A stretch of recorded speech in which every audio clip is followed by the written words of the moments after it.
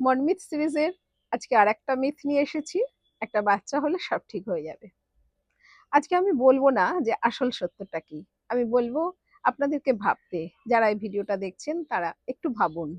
আচ্ছা, যে মানুষটা নিজের ইমোশনকে চিনতে পারেননি, জানতে পারেননি, এখনো পর্যন্ত নিজেকে গুছিয়ে উঠতে পারেননি, নিজেকে মনে করছেন না যে স্টেবল, যার কাছে সম্পর্কটা অতটা বেশি গুরুত্বপূর্ণ এখনো হয়ে ওঠেনি, তাহলে সেই মানুষ দুজন তারা কি কখনোই আরেকজনকে আনার বা তাকে তৈরি করার জায়গায় এসেছেন?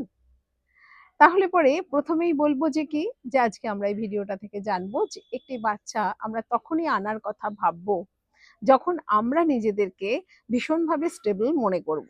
সেই স্টেবিলিটি কিন্তু ইকোনমিক স্টেবিলিটি নয়। একটা অর্থনৈতিক স্টেবিলিটি অবশ্যই দরকার আছে, আমাদের কেরিয়ারের একটা স্টেবিলিটির দরকার আছে, সেফটি সিকিউরিটি হিসাবে বাড়ি ঘরের দরকার আছে, এগুলো সব দরকার আছে। আমরা এগুলো সাধারণত আজকের দিনে সবাই মোটামুটি কম বেশি বেশিরভাগ ক্ষেত্রেই এগুলো দেখা যাচ্ছে, পাওয়া যাচ্ছে। কিন্তু যেটার ঘাটতি হয়ে রয়েছে সেটা হচ্ছে আমাদের একটা ইমোশনাল স্টেবিলিটি। আমাদের নিজেদের প্রয়োজনগুলো বুঝে ওঠা হয়নি, আমাদের চাহিদাগুলো বুঝে ওঠা হয়নি। তো যার ফলে কি হচ্ছে, আমাদের সেই স্টেবিলিটির জায়গাটা কিন্তু এখন ভীষণভাবে নড়বড়ে হয়ে যাচ্ছে। তাহলে এইরকম অবস্থায় যখন দুজন হাজবেন্ড ওয়াইফ তারা যখন নিজেরা এসে বলেনও, হাজবেন্ড এসে বলেন যে ওয়াইফ ঠিক বাইরে বাইরে ঘুরে বেড়ান, বন্ধু বান্ধবের সাথে পার্টি করতে পছন্দ করেন, বা সারাক্ষণ কাজ নিয়ে রয়েছেন, হ্যাঁ, তাহলে একটি বাচ্চা হলে সে মনে হয় বাড়িতে বেশি সময় দেবেন, টেক কেয়ার করবেন, বাচ্চাকে যত্ন করবেন, এইসব।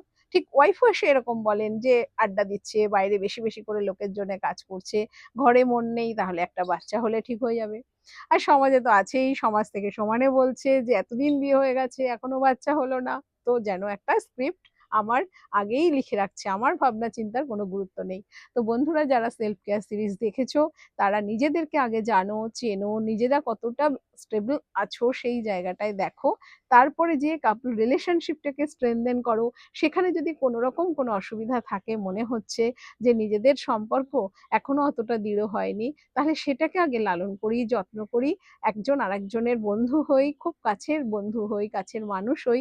তারপরে যে কিন্তু আমরা ডিসিশন নেব যে আমরা এখন রেডি কিনা, সেটা বুঝেই আমরা সেই রাস্তায় যাব।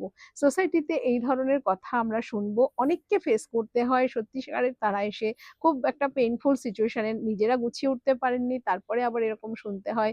এগুলো আমাদের প্রতিনিয়ত শুনছি, দেখছি যে এগুলো ফেস করছে। তো যারা করছে তারা, তাদেরকে বলবো একটু শক্ত হাতে সেটাকে হ্যান্ডেল করো। আগে নিজেদের দিকে যত্ন নাও, আর নিজেদের সম্পর্কের দিকে যত্ন নাও, তারপরেই কিন্তু এটা ভাবো। আসল সত্যটার দিকে যদি আমরা যাই, তাহলে আমাদের সত্যিই সুস্থ সুন্দর একটা মেন্টাল হেলথ, যে পজিটিভ মেন্টাল হেলথ কমিউনিটি বলছি, আমরা সেটা দেখব।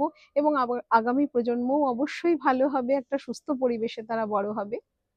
ধন্যবাদ সবাইকে।